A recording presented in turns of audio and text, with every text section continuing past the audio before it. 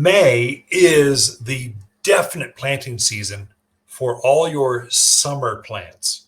And so this is when you're putting your tomatoes, your cucumbers, your eggplants, asparagus, is when you put rhubarb, is when you put onions, and all of your herbs do better now while it's warm. So basil and oregano, rosemary, lavender, lemongrass, sweet marjoram, all these different kinds of herbs uh, are planted now. And you'll find your garden centers are stocked full of plants right now, all varieties, all sizes.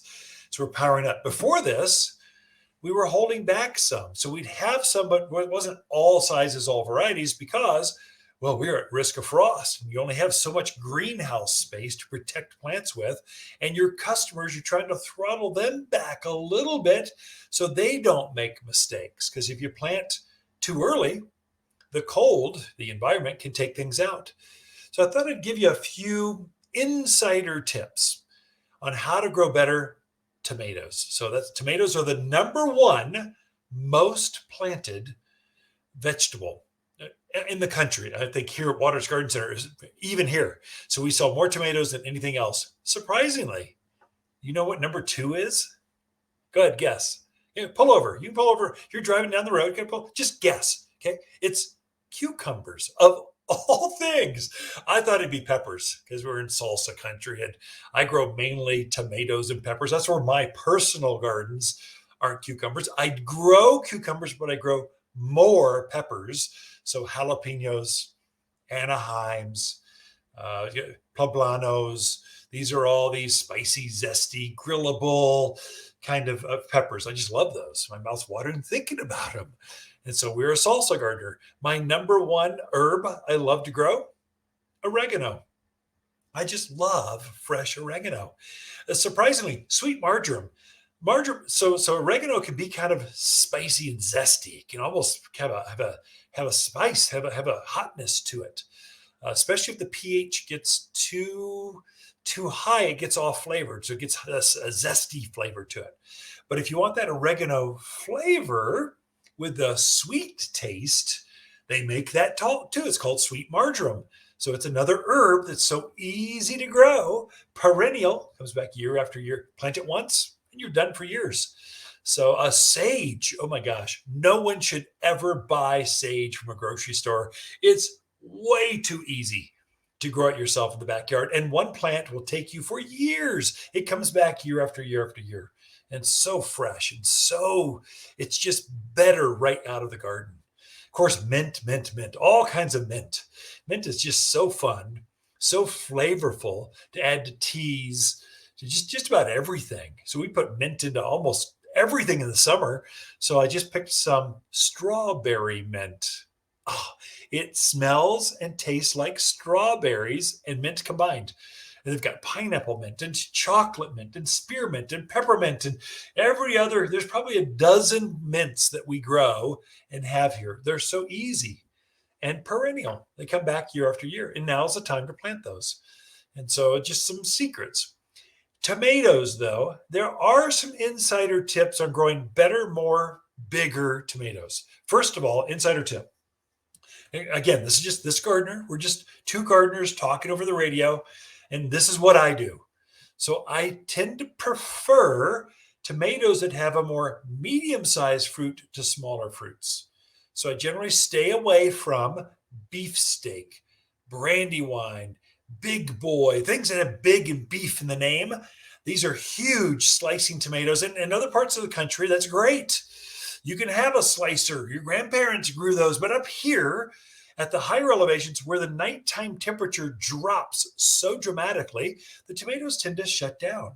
And so we are famous. I mean, just the mountains of Arizona are famous for having big, beautiful tomato plants with lots and lots of green, great big green tomatoes all over them.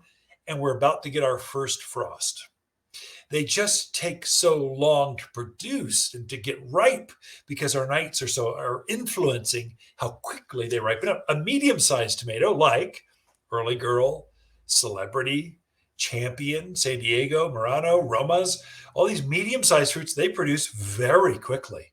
And so by the end of July, August, you're picking. You better be ready to pick tomatoes because you have a lot of them. They're good. They're like baseball size, but they're not softball size. They're nice and big, but they produce more of them. And the only reason I suggest that is so that you don't end up right at in October and you haven't picked a fruit yet. You're still waiting for them to ripen. The medium-sized fruits do better. And then cherry tomatoes. These are sweet 100s. We've got yellow pears, regular cherry, red cherries, black cherry tomatoes. These are all good. They just produce like crazy, big layers of just lots of tomatoes, the size of golf balls or smaller. So there's big, large marbles. So those are just pick all day long. They produce the fastest in the season. And so that's some insider tips. Go with medium-sized or smaller fruits. You'll get better production. And then tomatoes love consistent, rich soil. And so you need a lot of compost for these things. They're a big rooted plant. And so with a tomato, I'll tend to buy one that's kind of tall and leggy. So I want to see a lot of stem from the root to the upper foliage. I want a long stem. And what I'm trying to do is, if you look up and down the stem of a tomato that's got lots of hairs going up and down the stem, each one of those hairs will turn into a root if you get it down in the ground. Tomatoes are they're the only ones that does this. If you plant a pepper plant too deep, it's going to die. If you even look at eggplants, it wants total air on all of its branching. But a tomato, if you get a nice leggy one, pick off all those side branches. So I get a nice long stem. I'll plant that thing, I don't know, a foot, 14 inches down on the ground as far as I can till only the top is perking up. And then what I'm going for is a nice big root structure. The roots, you get more roots, you get more fruits. Just that's it, that bottom line. I'm going to water it probably once a day, mainly in the morning. So I'm going to water it probably before the heat of the day. So like 6, 7, 8 o'clock in the morning, ideal. I don't want my tomatoes to be wet or to be moisture on the leaves going into the dark, into the evening, because disease kind of gets on tomatoes pretty easily. That's another insider tip. And then they tend to be heavy feeders. And so you want to put some regular vegetable food, a nice organic food. And if you can, give it calcium. So tomatoes, we are famous for blossom end rot. That's where that blossom touches the fruit, it rots right there. So half the fruit can be gone. That's a classic calcium deficiency. And we're famous for it. It's because of our alkaline water. We have more issues with this than other parts of the country. And so if you know this, I'm going to give my plants more calcium at the root level in the form of a fertilizer. And then I also give it a liquid form called yield booster. It actually is a foliage spray that you spritz the foliage. The plant takes in the calcium through the foliage and it prevents blossom end rot. It increases the size of the fruit. It gives you better flavor. Calcium is what brings out that flavor of fruits. So yield booster is what I'll use. Now, another thing that we're famous for is a big plant that grows really fast and it forgot to fruit. It blossoms, but doesn't set fruit, Just it's frustrating. Well, when that plant gets up to about knee high, start spritzing it with blossom set. So what blossom set does, it's not a pollinator.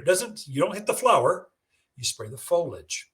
And so you spritz, this is a liquid, you spritz the foliage and it causes that plant to slow down, to take a breath. Literally plants, tomatoes especially, start growing and they literally grow so fast they forget to stop and take a breath and set fruit. Blossom set forces them to just take a moment and set fruit. So once a week, I'll spray something. Week 1, when it's knee high, I start spraying tomato set. The next week, I spray yield booster. And I just offset them back and forth. Each week, I'm out there with my coffee and I'm spritzing my tomato plants. And I have more tomatoes than I know what to do with. And so that's some insider tips I think that will help you too grow better, more flavorful tomatoes in your backyard.